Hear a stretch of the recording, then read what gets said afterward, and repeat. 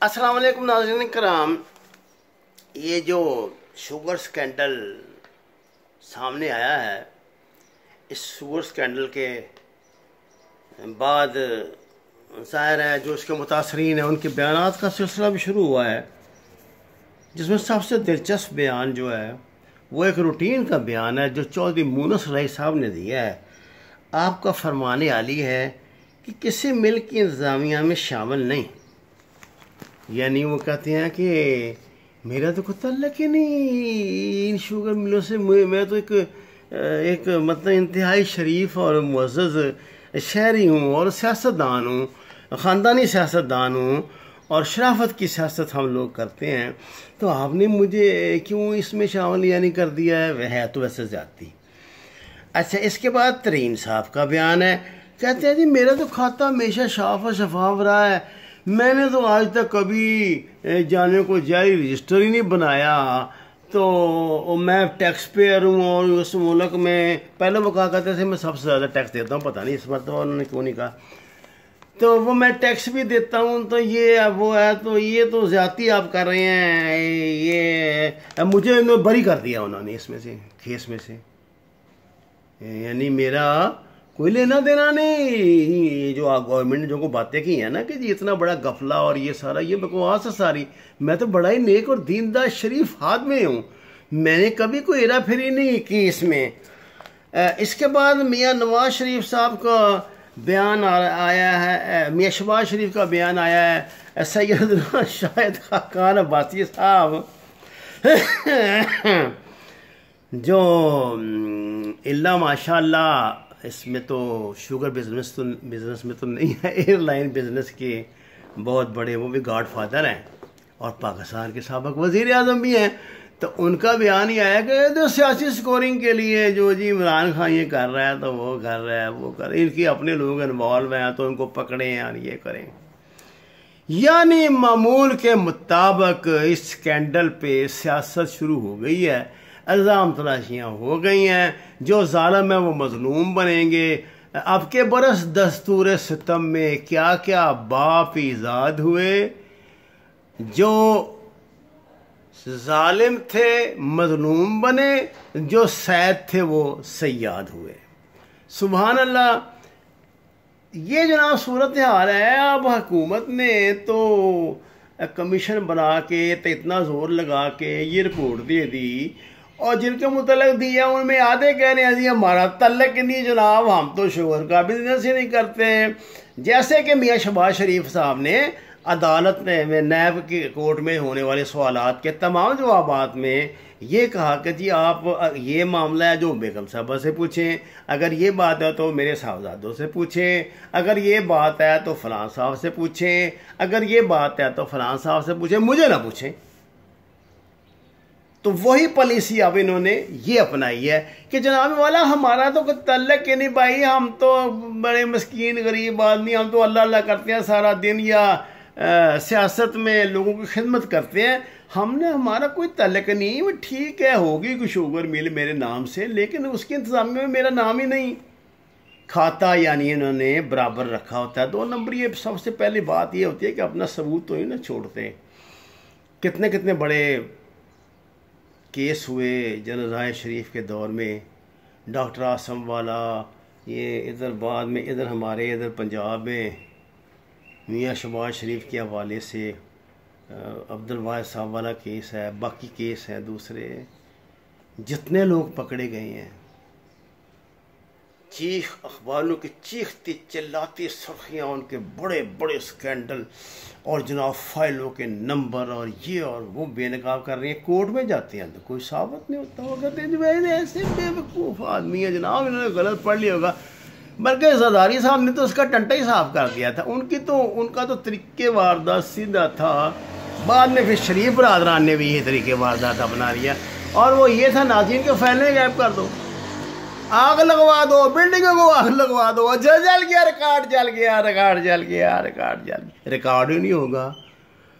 अदालत फैसले तो सबूत पे, अदालत ने तो वो जिस बंदे से वो कोई 20-25 हज़ार बच्चों की वो निकली थी फिल्में, उसको भी एक दफ़ा बरी कर ही दिया था ना, ये तो बाद में सोशल मीडिया के प्रेशर पे फिर दोबारा उसको पकड़ लिया है कि यार कोई हिसाब किताब भी है कुछ। तो अदालतें तो मासूम होती हैं, अदालतों को तो सबूत चाहिए ना जी, हमारे जज्बात तो नहीं ना चाहिए। सबूत किन्होंने देने हैं? सरकारी अदारों ने देने हैं। सरकारी अदारों किन के हैं? सरकारी अदारे इनके हैं जिनका नाम इस स्कैंडल में आया है। तो वो क्यों उनको सबूत देने देंगे? सारी ज़िंदगी की रोटियां उनकी तोड़ रहे हैं, तो इसी वक्त के लिए तो उनको खिलाई जाती हैं ये रोटियां। ये गाड़ियां, ये बंगले जनाब, या नोटों के बंडल, ये गैर मुल्की जो पिकनिक प्रोग्राम और ये सैरें और ये यूरोप और शर्क़ औसत और दुबई की वो जो हैं जो जो ये मराकज़ ज़िना हैं, वहाँ पर इनके हंगामी और भरपूर दौरे, इनका इस्तेमाल क्यों किया जाता है सारा साल? भाई इसी दिन के लिए किया जाता है ना, तो वो दिन तो आ गया।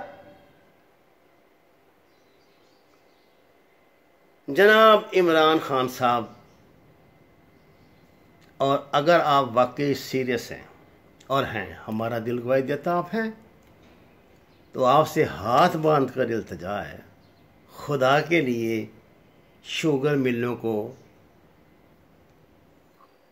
कौमें आ लें, इनके आगे हाथ जोड़ दें, इन्हें कहें भाई आपकी बड़ी मेहरबानी, आपका तो नाम इंसानिया में शामिल नहीं बड़े बड़े लोगों का, आप कोई और ही बिजनेस कर लें, जाएं कोई और मैदान मुंतखब कर लें अपने लिए। ये पाकिस्तान के गरीब लोगों की जान छोड़ें, इनकी मशीनरी को स्क्रैच करके उसका बनाए सरिया। पाकिस्तान के लोगों को कहें कि जी अगर आपको बहुत शौक है ना चीनी खाने का, तो भाई इम्पोर्ट करके खा लो, चिकंदर की बना लिया करो। लेकिन गन्ना जो है ना, ये हमारी 40% जो मुतबादल फसलें उन्हें खा गया, कपास उनमें सबसे अहम है, ये नकाश कराएं हम, खुदा करिए। ये सारा पानी ज़मीन का चूस जाता है। और मैं हैरान इस बात से हूँ यार, जो गन्ना उगाते हैं इतने जलील होते हैं बेचारे, उनकी ट्रालियाँ भरी हुई खड़ी होती हैं, 5-5, 7-7 दिन बाद बारी आती है तो तोलने में बेईमानी करते हैं, पर्चों में बेईमानी करते हैं, फिर उसके बाद उनको 4 महीने का टाइम दे के 4-4 साल पैसे नहीं देते, और हेरा फेरियाँ उनके साथ करते हैं, मुख्तलिफ तरह की कटौतियाँ करते हैं। यार क्या तुम्हें खुदा का कितना का मुनाफा तुम्हें आ जाता है इससे? जो 60-65 रुपये किलो बिक रही है चीज़, उसको तुम देते हो 10 से 20 रुपये किलो, मेरे ख्याल 25 रुपये किलो तुम गन्ना देते होगे। क्या गंजी का नहाना क्या और निचोड़ना क्या? तो भाई ये तो ज्यादती है। क्यों उगाते हैं आप गन्ना? कपास क्यों नहीं उगाते? टेक्सटाइल को बूस्ट क्यों नहीं लेने देते? और दूसरी बात, अगर ये दोनों चीज़ें नामुमकिन है तो आप फिर इसका लाइसेंस आम कर दें। किसान जो गन्ना उगाता है ना, आप उसको कहते हैं कि भाई तुम सिर्फ अपने वो गुड़ बना सकते हो अपने लिए, चीनी नहीं बना सकते। आम कर दे, हर बंदा चीनी बनाए, कंपटीशन में आ जाए, यही 40 रुपये 35 रुपये किलो बिकेगी, और जब मुनाफे की शरह कम होगी तो खुद ये दोबारा कपास काश करनी शुरू कर देंगे वहाँ पे। और दूसरी बात जनाब वाला, ये जो PPL है, अब देखें ना, ये इसका स्कैंडल अब दब रहा है। ये इनका तरीके वार होता है ना, एक दफ़ा तो बूस्ट अखबारात की सुर्खियाँ आ जाती हैं, फिर इस तरह हुकूमतों की बदनामी होती है।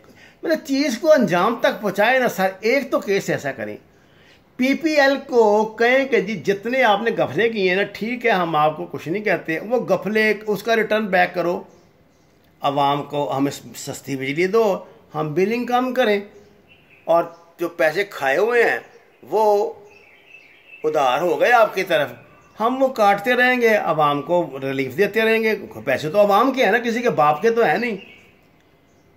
अगर वो फिर भी ना माने तो आपके तो कानूनी पोजीशन बड़ी मजबूत है।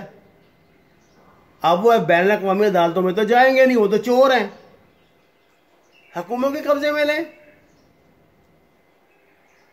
कंपटीशन में लोगों को सेल करें, जो 100 रुपये यूनिट के बजाय आपको 2 रुपये का 5 रुपये का यूनिट दें, उनको दें। हाल तो आपके सामने है। खान साहब, अगर हम इस चक्कर में रहे ना कि ये जो है नैब ये करेगा इंसाफ या FBI करेगा या ये एंटी करप्शन वाले करेंगे। नहीं सर, ये इस सिस्टम में इतना दम नहीं है, ये तो बेजान है, इनके तो बेचारों की औकात ही कोई नहीं है। तो वो तो इतना मजबूत माफिया, वो इनका कान बच्चा कोल्लू करा देगा, इनके बच्चे मरवा देगा, कभी नहीं करेंगे वो। ऐसे रहेगा, आपकी सारी बात ये कोशिशें ज़ाया जाएंगी खुदा के लिए। या खौफ से दर गुजरे या जान से गुजर जाएं। जीना है कि मरना है, एक बात ठहर जाए, वामा अलैना इल्लल बलागुल मुबीन। नाज़रीन, इस पैगाम के साथ के कुरान को तर्जमे के साथ पढ़िए, नमाज का तर्जमा जानने की कोशिश कीजिए और हमारे चैनल को सब्सक्राइब कीजिए। आपका बहुत शुक्रिया।